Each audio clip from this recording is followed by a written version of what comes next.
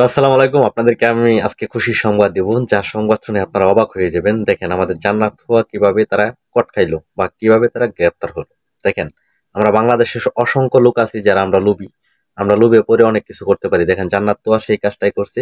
দেখেন তারা কিভাবে লোভে পড়ে জোয়ার প্রমোট করছে, একটা ওয়েবসাইট প্রমোট করছে, সেই প্রমোট করার কারণে তাদের আজকে অবস্থা দেখেন।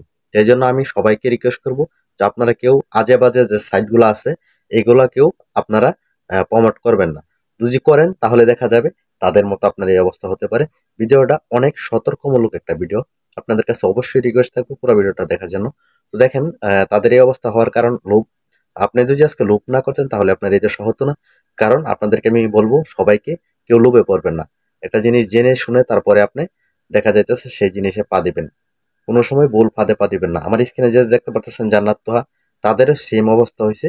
দেখেন জোয়ার প্রমোট করার জন্য তাদের একটা ওয়েবসাইট প্রমোট করার জন্য তাদেরই অবস্থা। তাই আমি আশা করি বাংলাদেশের যত কন্টেন্ট ক্রিয়েটর আছেন তারা অবশ্যই এরকম প্রমোট কেউ করবেন না। যদি করতে যান তাহলে দেখা যাইতেছে সেই ক্ষেত্রে আপনারও সেই অবস্থা হতে পারে। ভিডিওটা একদম সতর্কমূলক একটা ভিডিও। আমার যত ভাই ব্রাদার আছে, বন্ধুরা আছেন যারা আপনারা ফেসবুক এবং ইউটিউবে কাজ করতেছেন, তাদের কাছে আমি রিকোয়েস্ট করবো একটা জিনিসই, আপনারা কেউ এরকম ভুল করবেন না। আপনারা যদি সেই ভুল সেম ভুলটা করেন জান্নাত তোহার মতো, তাহলে দেখা যাইতেছে আপনারও এরকম দশা হতে পারে, আপনাকেও জেলে যেতে হতে পারে।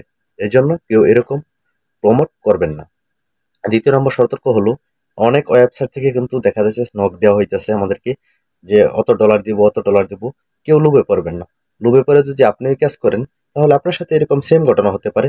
তো ভিডিওটা আজকের ভিডিওটা কেমন লাগছে অবশ্যই জানাবেন। আমাদের শাকিল শিকদার যে ইউটিউব চ্যানেলটা আছে, যারা সাবস্ক্রাইব না করছেন অবশ্যই সাবস্ক্রাইব করে আমাদের চ্যানেলের পাশে থাকবেন। ভিডিওটা ভালো লাগলে লাইক দিয়ে পাশে থাকবেন। আসসালামু আলাইকুম।